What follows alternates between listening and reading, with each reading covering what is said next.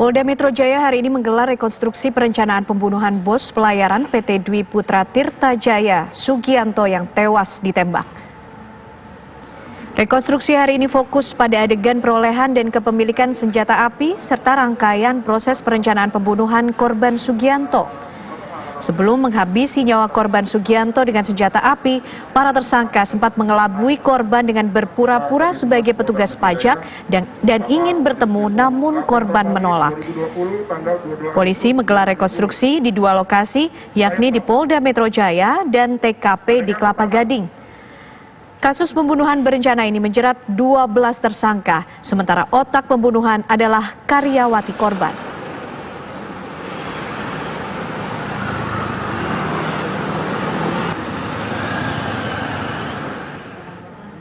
Dan apa informasi terbaru dari jalannya rekonstruksi pembunuhan pengusaha? Sudah ada rekan kami reporter TV One Almira Sabira di Polda Metro Jaya.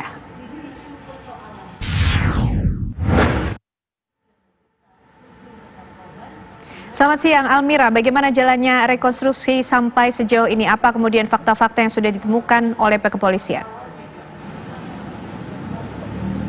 Selamat siang pemirsa dan juga Ken, hari ini Kepolisian Daerah Metro Jaya dan juga Polres Jakarta Utara menggelar rekonstruksi ataupun reka adegan terhadap kasus pembunuhan bos pelayaran PT Dwi Putra Tirta Jaya yang tewas akibat luka tembak pada 13 Agustus yang lalu.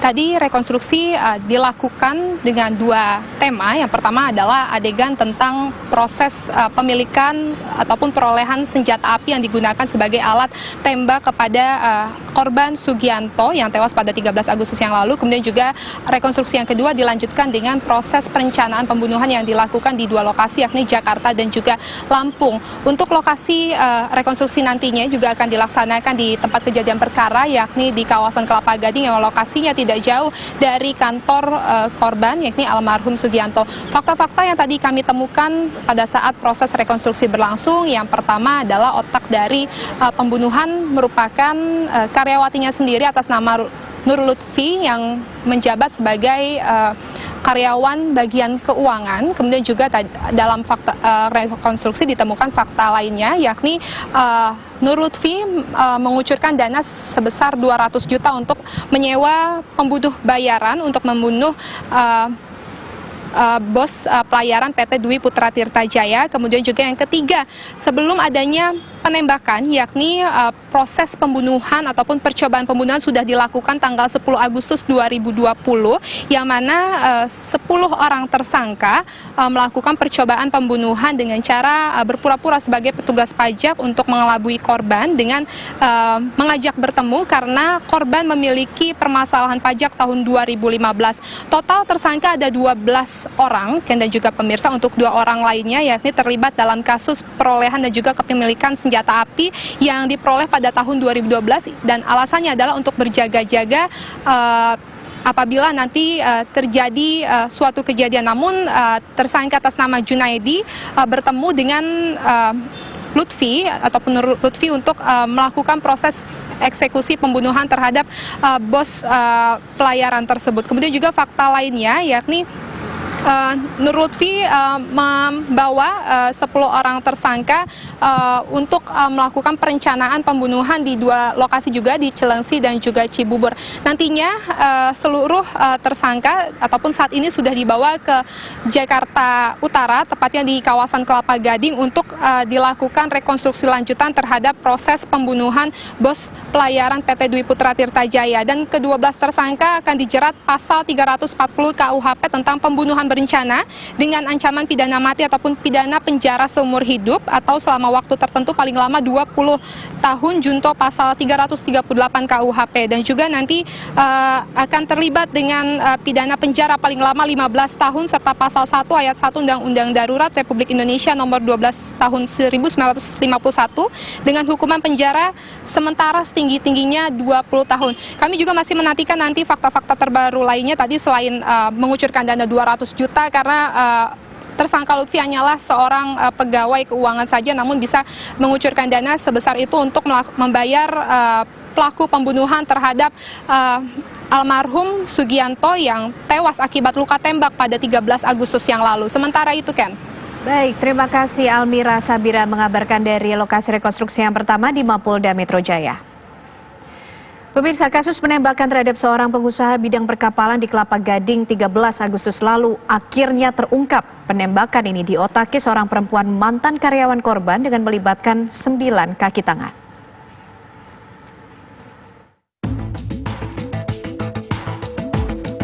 Penembakan siang bolong di kawasan Kelapa Gading, Jakarta Utara pada 13 Agustus lalu mengejutkan banyak orang. Korban yang tewas ketika adalah Sugianto, seorang pengusaha bidang pelayaran yang berkantor di lokasi kejadian. Polisi pun mengejar para tersangka yang saat itu dilihat banyak orang berjumlah 2 orang, yaitu sang penembak dan seorang yang mengantarnya. Perburuan pun semakin gencar setelah sketsa wajah dibuat dan disebar.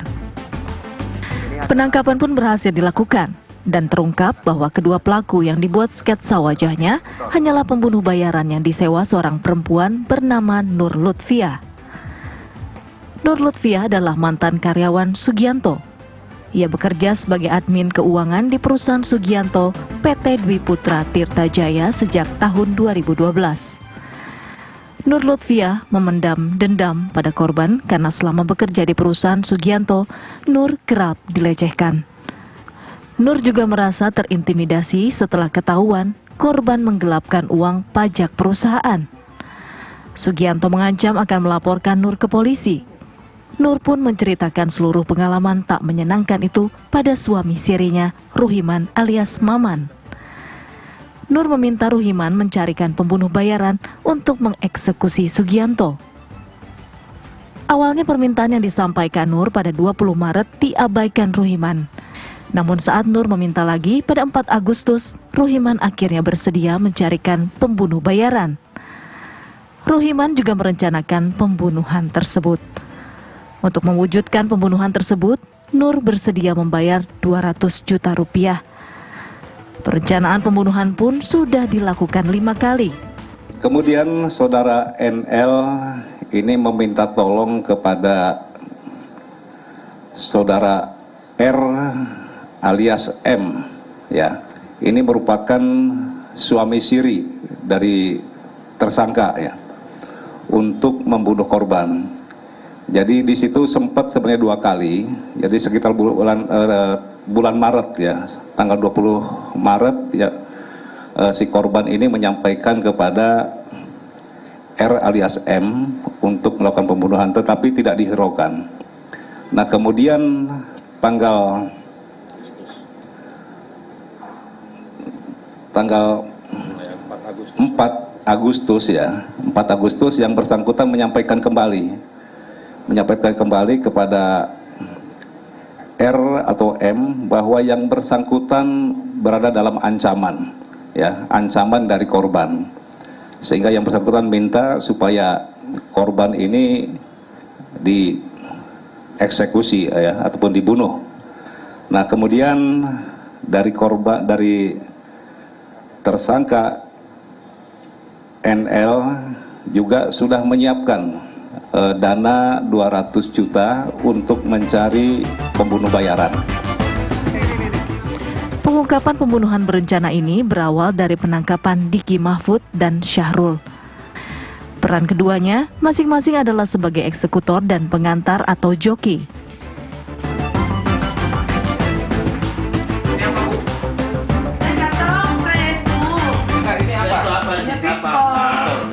Diki dan Syahrul ditangkap di kawasan Lampung.